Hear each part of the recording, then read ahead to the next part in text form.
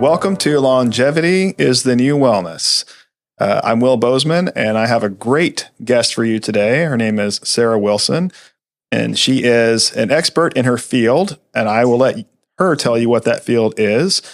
Spoiler alert, she is an expert in longevity coaching, but I will let her tell you all about the field and what she's doing.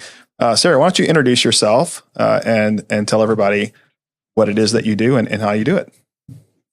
Yeah, as Will said, my name is Sara Wilson. I am a physician assistant and faculty, working in academia for a long time, but I've also practiced clinically. And I then went on to obtain certifications in wellness coaching. And I could talk more about why. Why did I start coaching? That's a good story. It's one of my questions. Okay. Yes, I will get to that here in just a second. So I just wanted to give you an update that in the previous podcast, we talked about the RELATYV platform. We've talked about age scoring. We've talked about longevity as the new wellness. And just to remind everyone that this podcast is dedicated to promoting longevity as a motivation for engaging in health and wellness changes in your life for the purpose of living a longer life and a healthier life. So, in the last episode, I did mention that a lot of the elements in the RELATYV platform can be overwhelming, right? The RELATYV health report comes back with a range of suggestions, products, supplements, lifestyle habits, all sorts of things that people should be engaging in to achieve better health outcomes. And that can be overwhelming, right? And then I mentioned, but that's okay because there's an entire coaching platform dedicated to helping someone do this. And that is why we wanted to have you on for the next episode to talk about that. So why don't you tell us how you got into health and wellness coaching? Yeah. So obviously working clinically, there's a lot of conditions that are affected by lifestyle, right? There's a lot of things you can do to help mitigate the symptoms and also the extent of severity by making some behavior changes. In a 15-minute visit, which most visits are not even that long, it is very challenging to talk to patients about all the things that they can do. So I found limitations there, which was my first foray into looking into holistic nutrition. So I went and obtained a certification in holistic nutrition as kind of a foundation to look at that. My background's in exercise science, so I had like the body focus going on and really thought that's what you needed. You needed to eat healthier and work out, and that could solve most problems. Obviously, that's not the whole picture. So when I went into academia, I had students instead of patients. And as a faculty advisor, I was having students coming in with complete and utter meltdowns about their performance. And I had zero training in mental behavior, right? Nothing that had trained me other than mental disorders, but not about achievement or wanting to change your perception or anything. So that got me really interested to look more into the mind and the perspective of the mind and the power of thought and how it can impact behavior. So I started researching coaching programs and got into a PhD program for integrative wellness coaching that really opened my eyes to how powerful having all three components, body, mind, spirit, in alignment to help really make sustainable changes in behavior. So that obviously in academics, right, you're not dealing with chronic conditions or the whole picture of lifestyle change, but that's the benefit of coaching, right? I don't have to have all the answers for their life, but I can ask the right questions to get them to think, right? The power of thought, the power of somebody asking you the right question to get you to think about things in a different way and change your perspective. And that, along with accountability, right? Accountability is very crucial. Accountability and follow-up over time can get you to habit changes. And habit changes over time, even 1% of a change over time has exponential capabilities of changing people's lives. Sara and I have known each other for over a year, and we have some associations together with AT Still. I'm associated with one of the doctoral programs there, and she is as well. And she's I think she probably mentioned this podcast and her association with Relative and doing this is disconnected from her career at AT Still. Just want to make that, clear to everyone who's listening. But she is I think she's a very needed person in that institution. So she's got a lot of peers, and she's got a lot of great things going on there. So I love that she has so much insight into this, and to the coaching aspect here that we're bringing to the table with longevity. But Sara and I also have a chance to talk about things. You just mentioned something. We talk about lots of books that we've read all the time, who motivate us, different readers, different authors, and things like that. You just mentioned even a 1% change. My first thought was Atomic Habits, and so that's a great book. Everyone out there should read that book. I'll let you talk more. You mentioned the mindset and mental thing earlier, and that's a motivation for coaching. And there is obviously a book called Mindset. I mentioned it a couple episodes ago by Carol Dweck. We both have talked about that book. Great book. If you want to talk more about that concept here in a minute, that's great. But I did want to ask you a question. So everyone knows about doctors and providers, and like you said, 15-minute or less visit is what you get. And what is that? Typically once every 6 months or so. And so what's the difference between your doctor giving you some advice in that 15-minute segment versus a coach? Yeah, it's a really good question. And it parallels along the concept of small changes. Another one of my favorite authors, and he has a website on this, is Tiny Habits by BJ Foggs. He's out of Stanford, I believe. And he talks about tiny changes to build on, which after time will exponentially change. The issue with a physician or a PA or an NP visit is they are going to take more of an advisor role, right? Here's what you should do, what you should take, which is fine and dandy, but you live in your world and have your system, right? Your world, your environment set up in a specific way.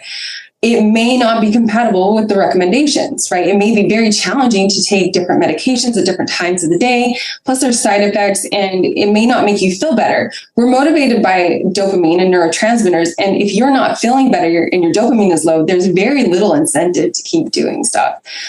Plus the lack of accountability, because as you mentioned, you're not going to follow up until maybe 3-6 months down the line, is who cares, right? There's no immediate benefit that you can see, and you basically fall back into just old patterns of behavior. You are in survival mode. You are, better for worse, almost like a victim of your world, in the fact you wake up and your decisions are dictated by someone else's schedule, right? You go to work, you're dictated by that schedule. You come home, you're dictated by your spouse or your kids and what their activities you need to do, and then at the end of the day, the day's over. Right? And you haven't had a chance to focus on you because of the way your system and environment is set up and the habits that you have in place. So BJ Foggs talks about some little things in his example. He wanted to do more push-ups, and he had no time for that. So what he ended up doing is every time he went to the bathroom, he would go do push-ups after, right? We all have habits. That's one we have daily that we do, and mostly without conscious thought, right? We know we have to take a break. And then coming back, he would just do push-ups. By the end of a month, he could do nearly 50 push-ups back to back because he had done them several times a day, every day. And that was just by adding something on to something he already does. And now it becomes a behavior, and now it's almost repetitive in our mind. And that gradually over time gets you from where you would have been to where you could be, right? That end point.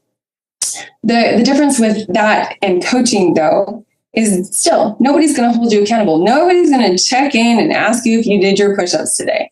No, there isn't anyone. But with a coach, they'll not only, because the way the platform works, the clients are tracking. So they're tracking alone is a practice of metacognition, which we talk a lot about in the coaching program. It's thinking about your thinking, right? People don't do that. You just almost think unconsciously. But if you're thinking about and reflecting on your day, almost as a journal in essence, and reflecting on what you did, the coach can then read that reflection, right? And for better or for worse, hold you accountable and say, you did great, let's keep this up. Or if you struggled, they won't condemn you or shame you. What they'll ask is what happened, right? Can you tell me what happened in your day that got you off track, right? They'll be curious and explore, how can we fit a 15-minute walk in your day, right? You tried it at 8 a.m. and that didn't work. What other times could we talk about this? You tried to change your diet and I can see that didn't work. That's fine. Maybe let's make one change. Let's add one thing to the side of your meal. Instead of changing the whole meal, let's just add something. And the addition rather than subtraction can be a huge factor. But you as a client may not be thinking about that, right? Nobody's asked you that question. Everyone thinks about behavior changes like an overhaul, right? Everything has to change. And oftentimes when that happens, you set yourself up for failure. And then you believe you can't do it. No, you're exactly right. That much, you and I have actually discussed that problem in the academic world too. Carol DeWitt talks about it actually quite a bit. Yeah. Mindset, right? A student is locked into, they scored poorly on a test. That is their life now. They're defined by that, right? That's a fixed mindset. I can't do it. I can't accomplish more. This is me, right? This test reflects everything that I have worked for the last however many weeks and months. And so I'm a failure, right? And for kids to have that experience is terrible, right? Because they can't, well, I don't say they can't, but a lot of kids don't think about, well, the next 6 months I'll be, I have plenty to work for. I have lots more to do, right? The growth mindset's a different mentality altogether. And, I mentioned this in the very first or second episode of the podcast that, longevity is a growth mindset, right? It's, you can't get locked into this fixed aspect of where I am right now, where I am today defines everything, right? I can work, I can change it, right? Literally changing physiologic markers to achieve a biologic age reduction, right? There is a tremendous motivation for that and a growth mindset required. So everything you're talking about here makes a lot of sense to me in the mindset aspect, or in the like you said, metacognition, thinking about thinking. And one of the things I was going to mention too is that, just like you said, there's a tracking program, and in the platform, you are, say you're engaging in, a set of things, right? There's probably, I think, a dozen different activities you can engage in, right? Mm-hmm. You can select which ones you are going to do. And I think the coach is going to be right there with you, keeping you on track with the things you're selecting.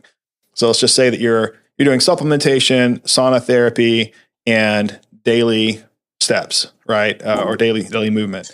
So those are the three things that you are choosing to engage in. And you could do some of the other stuff, but just having a place to enter it in is motivation. I'm a journal person. I like to write. So, and I keep track of stuff. I have a motivation to engage in goals because I write things down. So I can see how just having a tracking platform is motivating for me.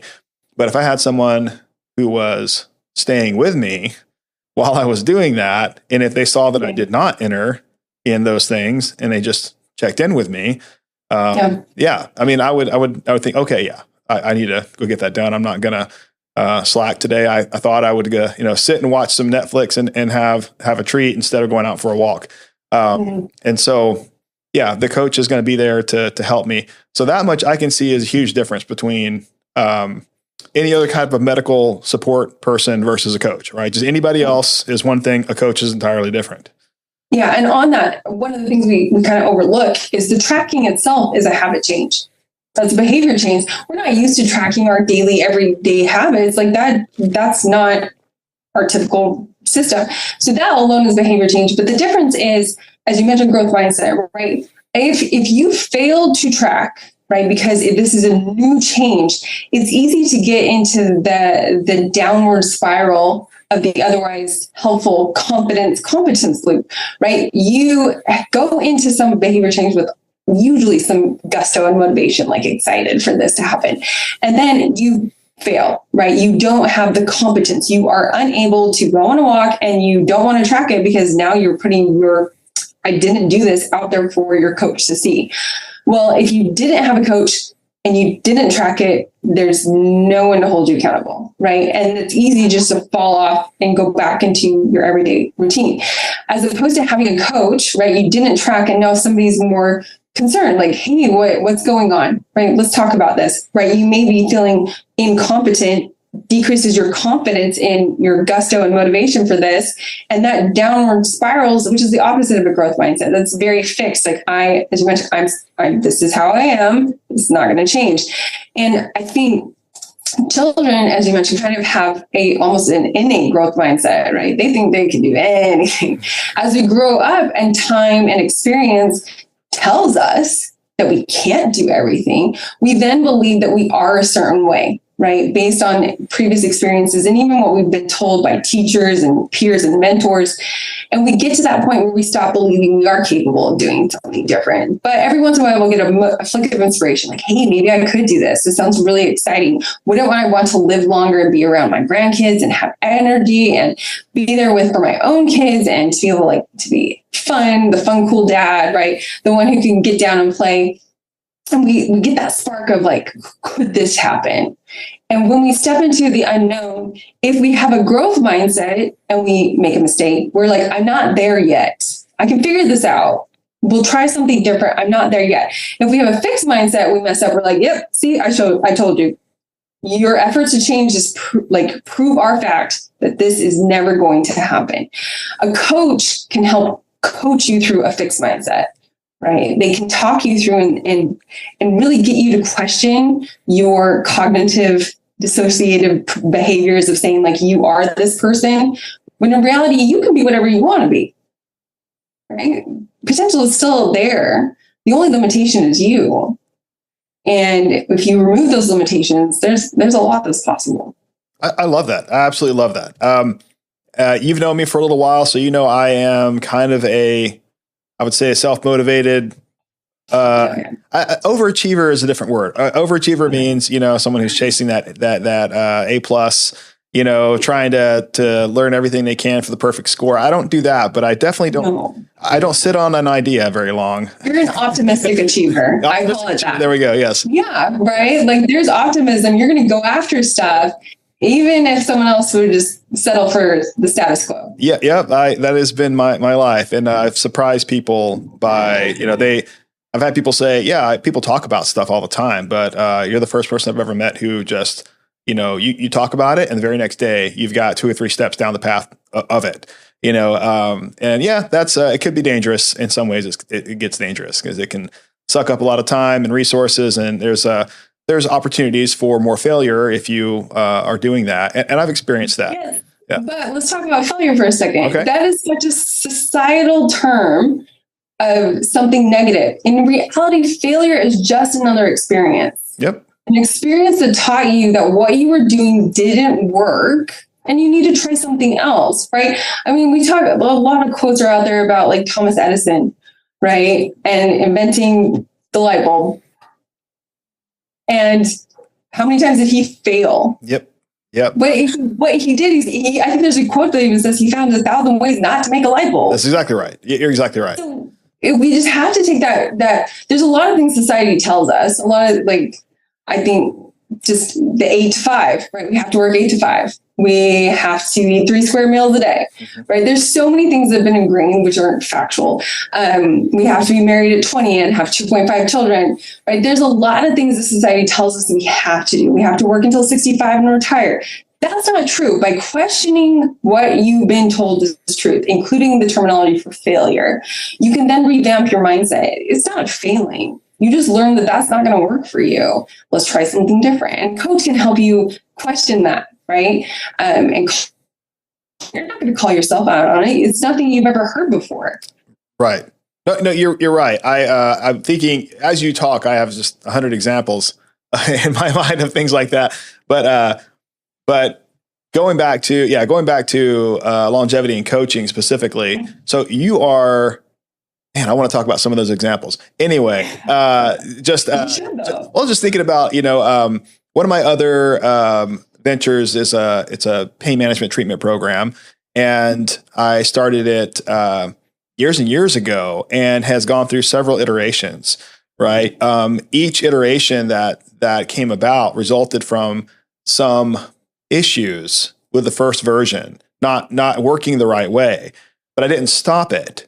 Right. I transitioned to doing it this way and it worked better. Right. Ran into some issues with that way after a while. and then had to change it one more time. And the iteration that exists right now is, in my opinion, it's a remarkable treatment program. Now, how does it move forward from here?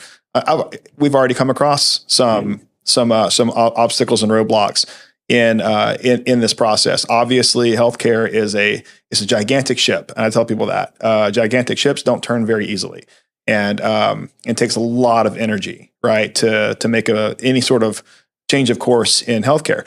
But it's one of my goals. Is I feel like the treatment program is so effective for patients that it's worth chasing. After the very first few months of doing this, back in 2017 and 18, I saw such tremendous improvements with patients in the practices I was working in. I'm like, this has to be in the healthcare. This has to be a standardized method of pain treatment, and it's not. And most doctors I talked to had never even heard of how this stuff worked. It triggered creating an entire category of pain management outside of the traditional pain management concept. And I'll have other podcasts talking about that down the road. But that you just reminded me that that's exactly what happened in that scenario. Is I didn't just stop it. I think a lot of people would have said, oh, the first roadblock, the first instance of quote unquote non-full success in that venture would have been the end of it for them, and they would have moved on to something else. But I had to keep going. I mean, the patients that got better were the evidence that this can work. It just needs to be structured differently.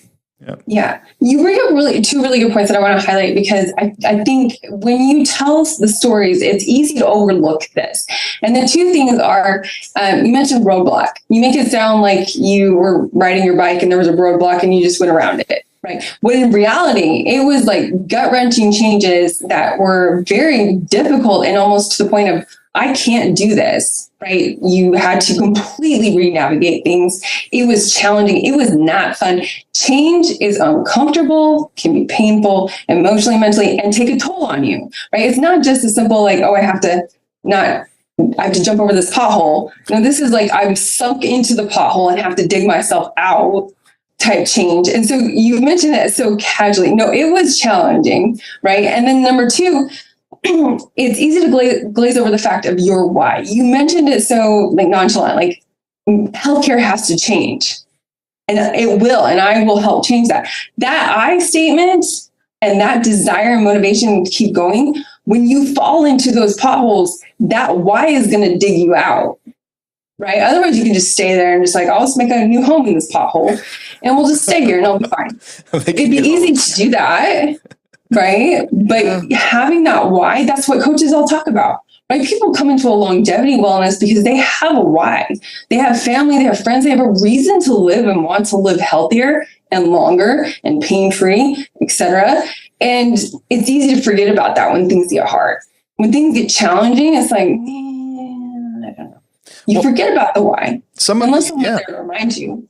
Some of the elements of the longevity program now with Relative actually stemmed from some of the results in that treatment program, and still do. I had a number of patients coming back after a 6-week treatment program in this new therapy model with just tremendous improvements in their blood scores, tremendous improvements in their blood pressure, simple cardiovascular functions improvements, breathing improvements, and that stuff that we weren't even counting on. We didn't think any of that stuff that wasn't the objective, but the stuff we're seeing was producing all these overall positive benefits. And that's actually what got me very excited about the possibility of significantly altering the course of health from a trajectory of just a permanent negative trajectory. And a lot of these patients, they're only going to get worse over time. And you talk to a lot of primary care doctors, they're overseeing the continual degradation of a patient's health outcomes just over the decades, right? And that's what they see. Watching this dramatic reversal effect take place, and we weren't even counting on that as being what we're trying to accomplish. That's what got me really down the path of longevity in the first place. So if you were to say one equals another or one led to another, I mean, part of the entire relative platform and the longevity component of all this came from some of those experiences. So, yeah. Well, and you mentioned a lot of objective biomarkers, right? Blood pressure, heart rate, breathing, which is fantastic. And I think we're going to see a lot of those with the relative platform, right? We're going to see a lot of biomarkers change and like the biology changed. But one of the things I think can't be measured, and I wish there was better ways to measure this, is the subjective perception of their life, right? People who are living in our society, again, a societal thing, if you are not ill, that's the best you can achieve. Right. A lot of times people talk about health as the absence of illness, which is not true. It's not true. That is the middle of the spectrum, right? Death is on one end, illness is somewhere in between. But there's another end of the spectrum of thriving, right? Actually living so healthy that life is full of vitality. And there's not a lot out there that even talks to how to get you from healthy to vibrant, right? That's not even in existence. And that is a subjective measurement to like your motivation to get out of bed and to do things and to be the parent, the spouse, the daughter, the son that you want to be, and to feel that purpose, like that mission, that drive that you have. People don't feel that drive because they feel crummy. Yep. They wake up feeling miserable and they don't have anything to look forward to, and they're just in survival mode, and they don't realize there's a way to get out of it that isn't that complicated. You're right. Yeah, I was just going to point out that everything you're describing is the whole premise behind longevity is the new wellness. It is the whole purpose of that is that your motivation to want to live a longer and healthier life is what's going to drive the changes needed to get there, right? And that's it. I mean, look, that's what you're talking about. Going back to my experiences, people were in chronic pain. We were treating chronic pain. Yeah. And the desire to get out of chronic pain was the ambition that kept people going. But it was the subjective outcomes that really got everyone excited, right? So yeah, we can test the biomarkers. We can see these things. It was the stories of the patients coming back and telling us about their lifestyle outcomes. Like, I can do this again. I went for a walk with my spouse again. I actually played in the yard with the kids. In one particular instance, there's a man who came in and said he had been in chronic pain for, I guess, a couple decades. His only hope for the treatment program was that he'd be able to walk his daughter down the aisle. That was the only thing he wanted. If he could just be out of pain long enough to do that, that would have been all he hoped for. He was able to do it. He started about, I think, 4 weeks before the wedding. So he had a tremendous amount of relief and physical improvement. He was able to walk his daughter down the aisle and even did the father-daughter dance at the reception. And of course, that's melting everybody's heart at the practice, all the other patients that hear about it. Such a great story.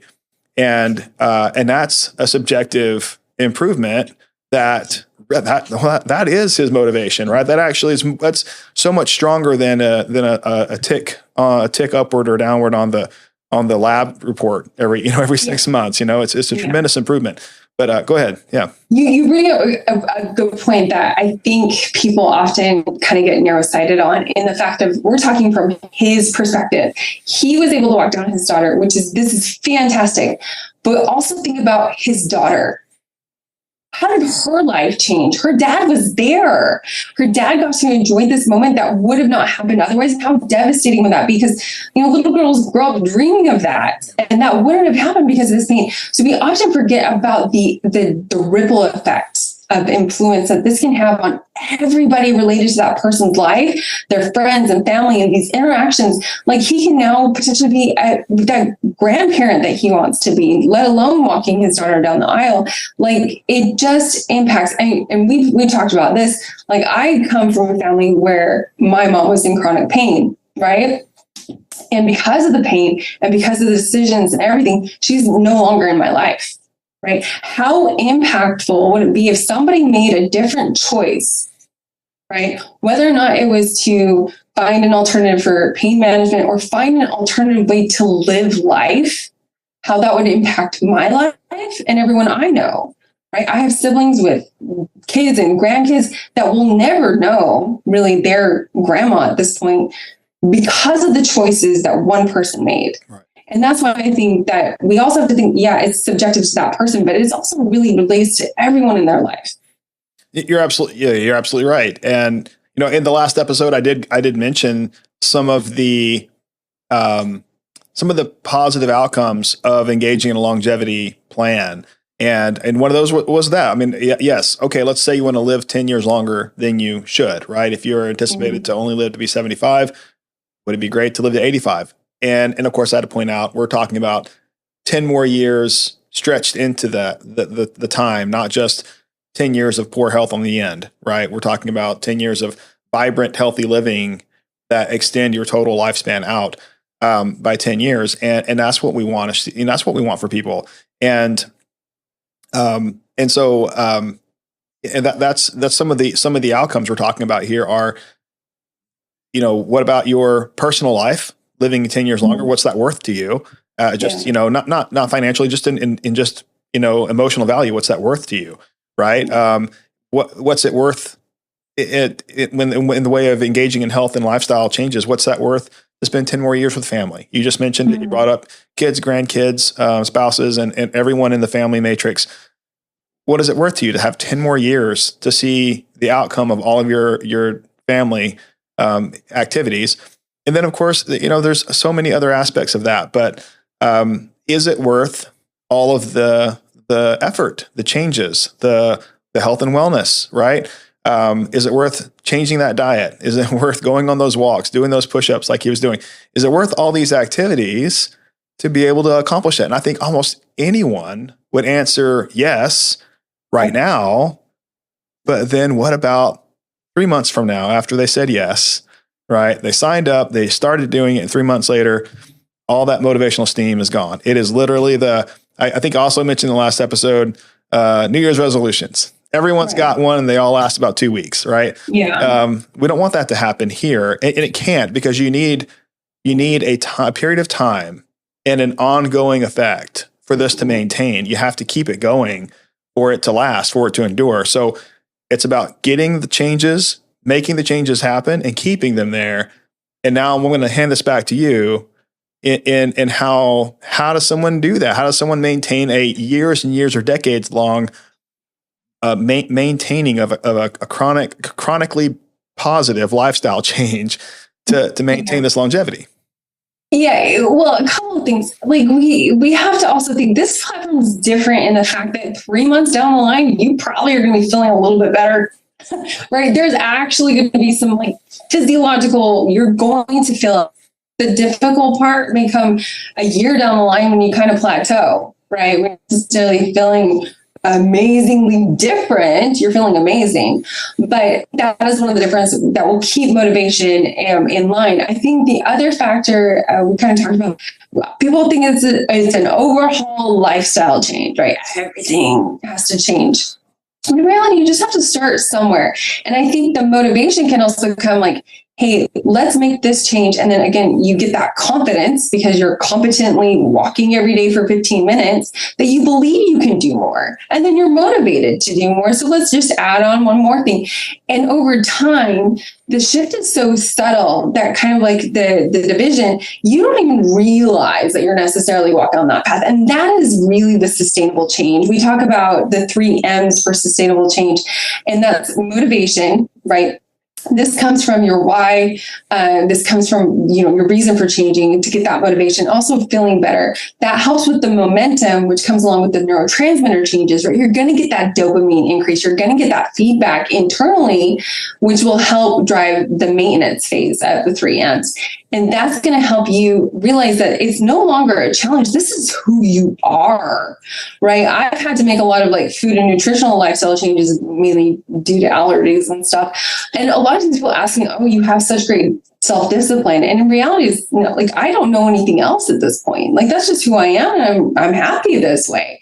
And if I'm not, then I can make a small change to get to what do I feel like I'm missing out on, right? Some people may think these lifestyle changes are, oh, I'm going to miss out on my Netflix session because I have to go on a walk. Well, are you really missing that, right? Does that really become something you desire anymore?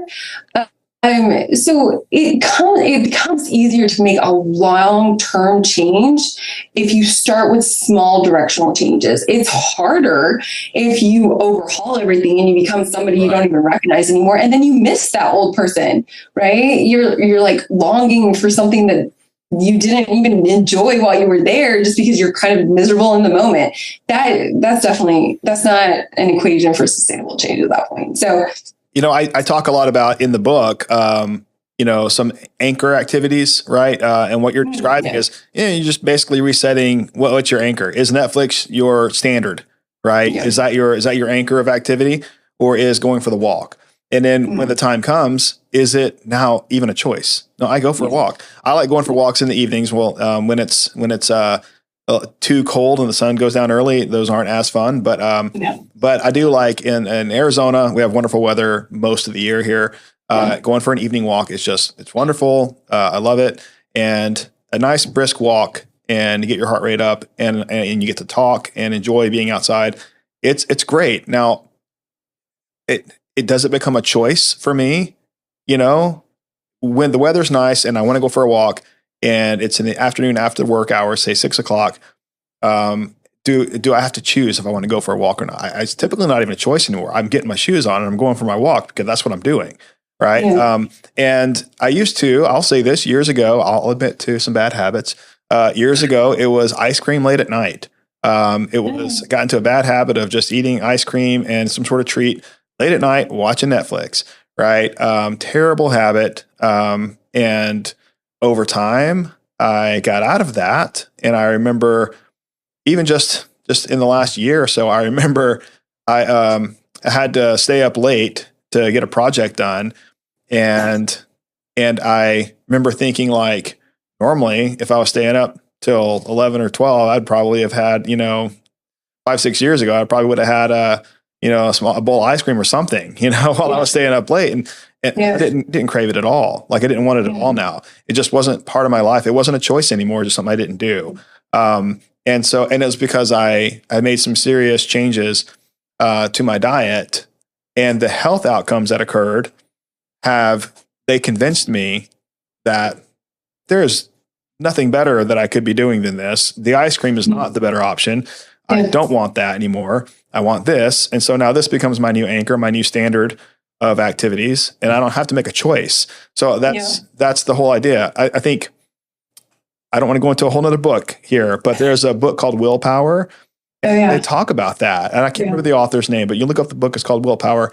And he literally talks about how you only have so much of it, right? Yeah. You eventually will fail having to continually make decisions because you're making them decisions. If they've just become things you do that are just automatic, the choice is now removed from the equation and you can actually do them.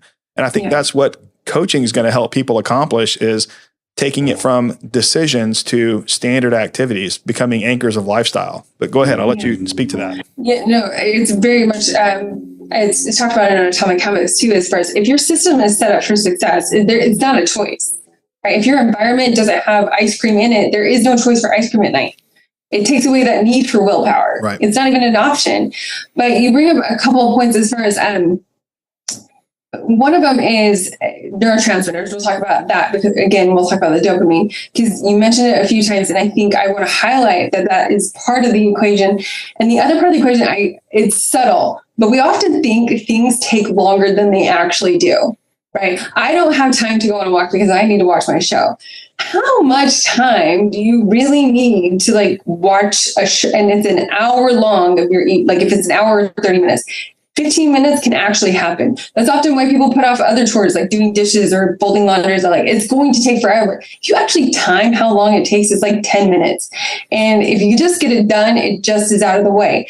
So there is a bias about how long things take. I mean, I would just suggest practice timing yourself. And also, I'm not opposed to watching television. I routinely watch television every night, but I also get other stuff done, right? Because it's a part of my day. It's not my whole day. And I think a lot of people sometimes, which goes into the next thing, is they are so dopamine deprived of their day because every part of their day has been miserable that they need something to make them happy, whether it's ice cream, television, something else to trigger that dopamine release to get to a baseline level.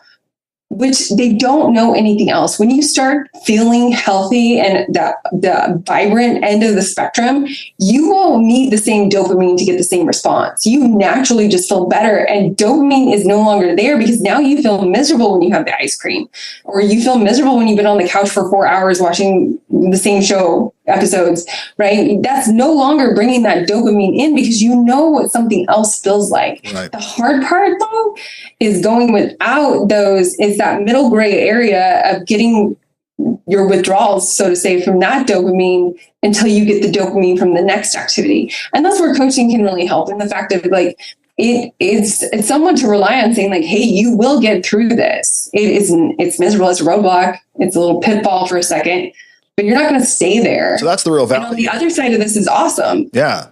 So basically that's the real value that you're suggesting that coaching brings to, in particular, in this case, longevity. If you're trying to make longevity a new lifestyle of wellness and health, that's where the coach steps in. That's where the coach can hold your hand and guide you through that particular slump of, I mean, I guess you're probably suggesting all the activities we engage in on our own where we fail, it's because we couldn't get past that slump of dopamine, and into the next phase, I'm guessing. And that's where the coach actually steps in to accomplish that. Yes. And I would just change the metaphor, instead of hand holding, to empower you. Empowering. Right. Okay. I'm not going to be there forever. You are going to be there forever. You are you. That's not going anywhere. But I'm not going to be there as your coach. So I need you to know that you have the power, the tools, the motivation, the know-how to do this on your own. And I'm just going to be there basically behind you for if you fall or if you struggle. I will be there to make sure you don't fall completely flat on your face to a point where you just want to give up. But I'm going to make sure that you're empowered to do this on your own, because one day I'll be gone, but you'll need to do this for long term. But I'll just help get you through that. The challenging time. There's going to be challenging times. There's going to be vacations and weddings and job stresses and life events, and things are going to come up where it's going to be a struggle again, right? It's something that was a habit and was sustainable, all of a sudden it isn't. And again, a coach can be there for that. But you may, at that point, have enough tools and know-how and enough of a growth mindset to say, hey, this isn't on me. This is a life shift. I just need to learn how to adjust because I'm not there yet. So how long do you think the average client would need a coach, or would keep the same coach on their starting of their longevity journey? Just curious, what do you think?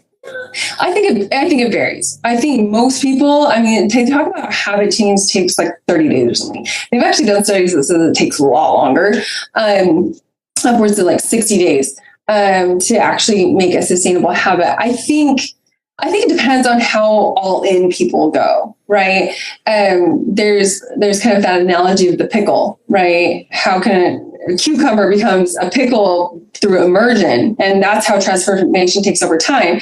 But if people are kind of doing it and kind of not, and they're still part of it, that's going to take a lot longer for them to actually get to a point where it's part of them.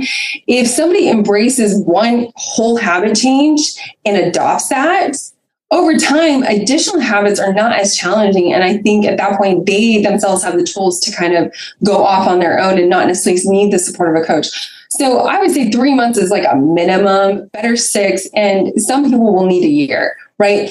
A reason, or longer, because part of the reason why a year is season change, holidays happen, right? Life events, travel, and learning how to adapt to all of those can be very challenging. And it's nice to have someone to kind of help question, hey, what can we do in this situation to get around this? So really, right? The best idea would be to come into the program.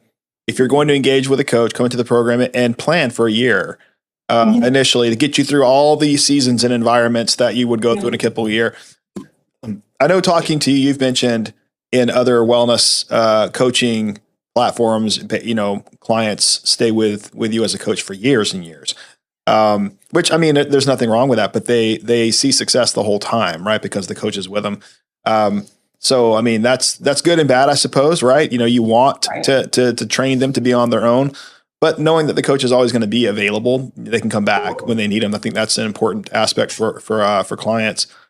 So I know we're going to run out of time here in just a moment, but I did want to point out this, and maybe we'll do a whole nother episode on actual coaches. So you are not just a longevity coach, you are the longevity coach trainer. You're the longevity coach education officer, right? So the person who is training all the longevity coaches out there. So do you have, we will have a whole episode for this specifically. I believe there's too much in that to talk about how you go through the process of training a longevity coach and all the elements they need to be aware of. Because it's everything about health and wellness coaching with all of the longevity components added, right? So, there's a lot to it. Yeah, it's very exciting. So did you, if you have a moment, why don't you want to speak to what that looks like for someone who, let's just say someone wants to be a longevity coach. I have a lot of people who listen to this podcast who are interested in that, in the health and wellness field, right? So now they're thinking, how do I become a longevity coach? I was literally in the studio recently, and someone overheard the podcast and immediately asked me afterwards how they can become a longevity coach, because it's so exciting for them. So, so I think you'll have a lot of people interested. So why don't you mention how that works? How can someone become a longevity coach? Yeah, really good question. And just kind of give like a behind the scenes, view of what it is. We have a curriculum designed by me and a fellow health and wellness coach to talk about the fundamentals of coaching, which in essence is a lot of knowing how to ask questions. If you like being curious, right? If you like asking questions, you would make an excellent longevity coach. And if you're really good at listening, that is also a really essential skill of a coach. Coaches don't necessarily have to have the lived experience, right? You do not have to be a longevity expert yourself to coach someone through that. That's the best part about this, is coaching is getting someone to realize they have the power within and the questions around that. So you don't have to be an expert yourself. It would help if you're interested in longevity, though, because you're going to talk about it a lot. But you just have to be a really good listener and to want to help be curious. I think those are some of the most fundamental skills. And then I think the other skill is being able to hold people accountable, right? Showing up. Right. A lot of the times that's half the battle in any aspect, is showing up. But this is definitely one where clients are going to need someone to make sure that someone's holding them accountable. So you need to be kind of that everlasting pillar, a foundation that doesn't shift or move. So your accountability, your ability to show up and be present and to always be a check-in point is crucial. Because if you're kind of in different things and kind of there and kind of not there and kind of not showing up, they will, again, just think this is like another sign that they're not meant to change, right? Even their own coach can't show up for them. Right. I think those are some of the basic keys. I mean, if you have any of those interests, like this definitely is something. And I think also people person, right? You have to, I find people's stories are fascinating to me, which is why I went into medicine. We do a lot of history taking and hearing that story. This is another chance to really dig into people's stories, because getting to their why, they may not even know their why. They may come saying, I want to be healthy for my grandkids, right? That's a great why. But why that? Dig deeper, ask a curious question. What about your grandkids? And then you may find there's a really special relationship with one of these kids that has totally changed their life. And that takes it to a whole nother degree, right? And that gets them to think things more. And basically all you did was just a sounding board, right? That's amazing. That is. I'm excited for the episode where we actually discuss how people become a longevity coach, and you can go through much more detail of the process of their training and how that works. Thank you so much for being on the show today. I appreciate that very much. Thank you for inviting me. So Sara is the Chief Education Officer for RELATYV, and that's RELATYV.com. And that is the platform for the Longevity is the New Wellness program. You can go there and check that out. I encourage all of you to reach out with your questions. If you have a question about the show, if you have a question about becoming a longevity coach, you have a question about longevity in general, health and wellness aspects, be happy to answer those on the show. If you're interested in becoming a longevity coach, you can reach out to Sara. You mind if I share your email with everyone? It's Sara Wilson at relative.com. And that's SARA Wilson, all one word, at relative.com. And again, relative is RELATYV. If you have a question for me directly, you can reach out to me on my personal website, willbozeman.com, or any of my social media platforms, and I'll be happy to answer. I like to engage with people personally, so I'll be the one talking to you on those platforms. We look forward to seeing you on the next episode, and we wish you all the best on your journey of health and wellness, but we strongly encourage you to make longevity your new motivation for health and wellness. So thank you so much, and we will see you next time.